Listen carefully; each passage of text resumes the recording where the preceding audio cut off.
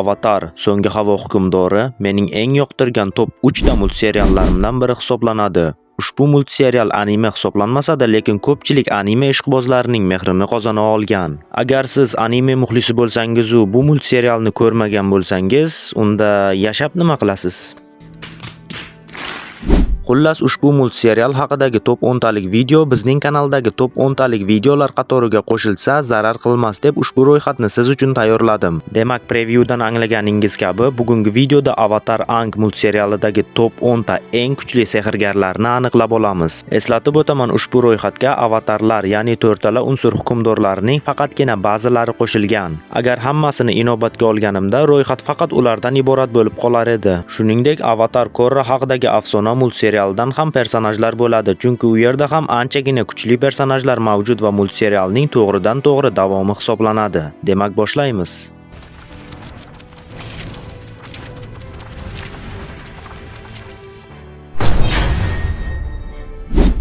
10-o'rin Olov qabilasi shahzodasi Zuko. Zuko 10 yoshligida olov sehrini boshqarish imtihonida singlisidan orqada qoladi. Oradan 7 yil o'tgach esa u eng kuchli olov sehrgarlaridan biriga aylanadi. Zuko olov sehrini eng yaxshi ustozlar, ajdarlar va amakisidan o'rganadi.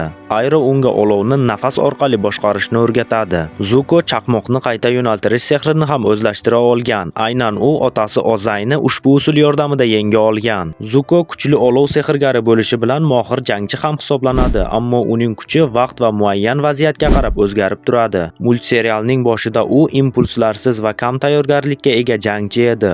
Oxirida esa butun olov sehrining kuchini his qila boshlaydi. Multserial davomida Zuko ham inson, ham sehrgar sifatida sezilarli darajada o'sadi. Final jangda esa u Kataraning yordami bilan o'z singlisi Azulani mag'lub etib, olov sehrining ta'sirchan darajasini namoyish eta oladi.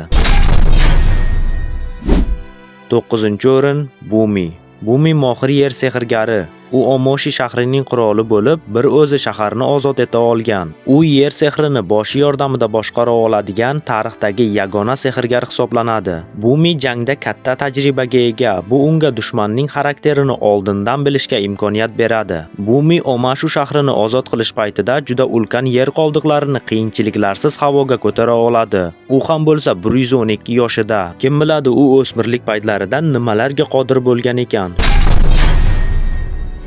8-o'rin Yakon. Yakon haqida bizga juda kam ma'lumot berilgan. Shunga qaramay u tarixdagi eng kuchli qon sehrgari hisoblanadi. Yakon odamlarning tomirida oqib turgan qonlarni boshqara oladi. Xami davridan bizga ma'lumki, qon sehrini faqatgina to'lin oy kechasi ishlatish mumkin, lekin Yakon ushbu sehrni xohlagan vaqtda ishlata oladi. Bu esa uning raqibiga deyarli hech qanday imkoniyat qoldirmaydi. Yakon Sudandagi zalda barchani qobiliyati yordamida karaxt holatida ushlab tura olgan. U yerda esa tarixdagi eng kuchli sehrgarlardan Aang va Toph ham bor edi, lekin Yakonga qarshi hech narsa qila olishmadi. Yakon personaji bizga yaxshi ochib berilmaganiga qaramay, ro'yxatimizning 8-o'rinni egallashga muvaffaq bo'ldi. 7-o'rin Azula. Azula 1000 yilda bir marta tug'iladigan olov sehrgari hisoblanadi. Bolaligida u yoshi katta sehrgarlar qila olmaydigan ishlarga qodir bo'lgan. Azula multserialdagi eng malakali sehrgarlardan biridir. Uning qobiliyatlari odatdagidan ancha issiqroq bo'lgan ko'k olovni hosil qilish, shuningdek olovni turli shakllarda, masalan reaktivlar, disklar va to'lqinlar shaklida shakllantirishni o'z ichiga oladi. Bundan tashqari u juda kuchli yong'in qalqonlarini hosil qilishi mumkin. Shuningdek u chaqmoqni har qanday vaziyatda boshqara oladi. Azula bitta o'zi Aang va Kataraga qarshi tura olgan. Shuningdek Aangni avatar holatida ekanligida deyarli o'ldira olgan. Bu esa amalda imkonsiz. Eslasangiz, Zahirning jamoasi Korra avatar holatida ekanligida uni o'ldirish uchun qanchalar ter to'kishgandi. Azula esa birgina harakati bilan ushbu ishni hech qanday qiyinchiliksiz qila olishini isbotlab qo'ydi. 6-o'rin Katara. Katara mohir suv sehrgari.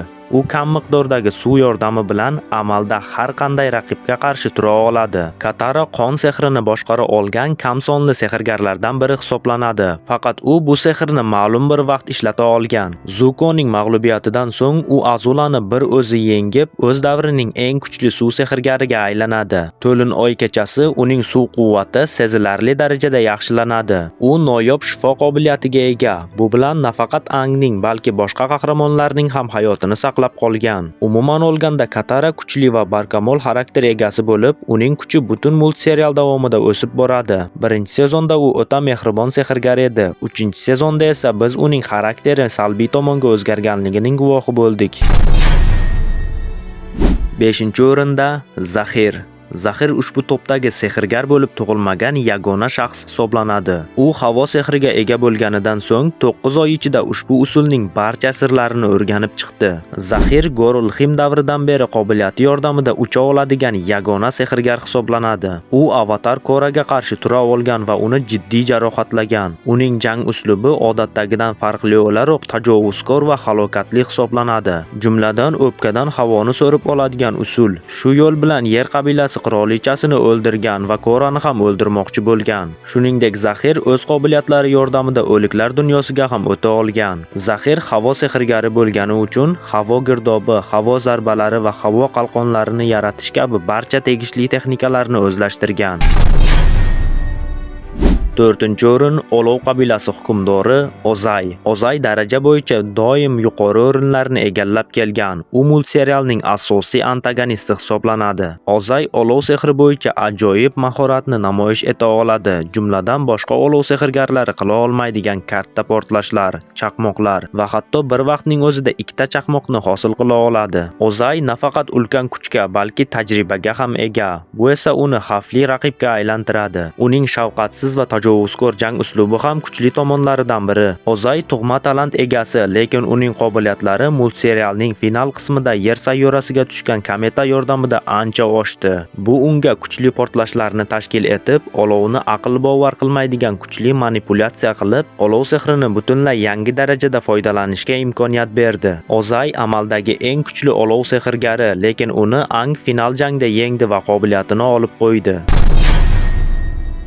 Va nihoyat kuchli uchlikka ham yetib keldik. 3-o'ringa men bir emas, ikkita personajni qo'yishga qaror qildim. Bular tarixdagi eng kuchli yer va olov sehrgarlari Toph va General Airo. Toph yosh va ko'zi ojiz bo'lishiga qaramay, yer sehrini maksimal darajada o'zlashtira olgan. Metal sehrini ham o'rgangan. Shuningdek, Seismic Sense nomli usul yordamida raqibini qanday harakat qilishini oldindan sezadi. Buni bizga Ojiz qaroqchi epizodida ko'rsatishgan. Avatar Korra serialining 4-sezonida u bu qobiliyati yordamida butun dunyodan nimalar bo'layotganini his qila olishini aytadi. General Airo esa juda xotirjam odam bo'lishiga qaramay, tarixdagi eng kuchli olov sehrgari hisoblanadi. U olovni quyosh yordamida emas, balki nafas orqali hosil qila oladi. Olov hosil qilishi uchun unga hech qanday qo'shimcha narsalar kerak emas. Airo multserial davomida o'z kuchini juda kam ko'rsatgan. Shunga qaramay, u Basingse shahrining devorini teshib o'ta olgan va u yerdagi jamoani ozod qilgan. Metalni sindirib, qamoqxonadan qochishga muvaffaq bo'lgan. Airo bir o'zi Zuko, Azula va Daily otryadini Ang va Katara qochishi uchun ushlab tura olgan. Shuni eslatib o'tishim kerakki, agar Ang olov hukmdorini yenga olmaganida, bu ishni undan tashqari faqatgina Airo qila olardi.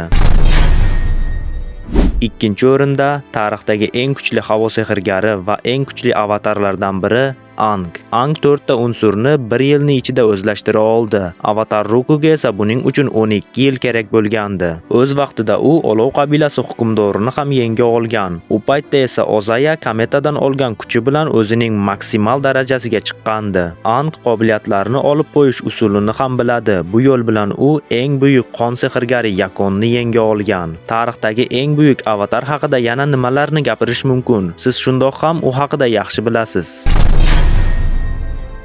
Va nihoyat 1-o'rinda avatar olamidagi eng kuchli shaxs Avatar Kyoshi. Kyoshi avatar bo'lishiga qadar nihoyatda kuchli yer sehrgari bo'lgan. U materikdan yarim orolni ajratib, butun bir orolni hosil qila olgan. Kyoshi 230 yil umr ko'rgan. Bu esa har qanday avatar uchun rekord natija. Uning jismoniy kuchi va yer bukish mahorati o'z davri uchun tengsiz edi. U hatto avatar holatida ham ulkan tosh haykallarni ko'tara olgan. Angdan farqli o'laroq u ko'p yillik tajribaga ega. Aynan shu uning ustun tomonlaridan biri. Avatar Kyoshi haqida multserialda bizga juda kam ma'lumot berilgan. Shunga qaramay u butun multserialdagi eng kuchli personaj hisoblanadi.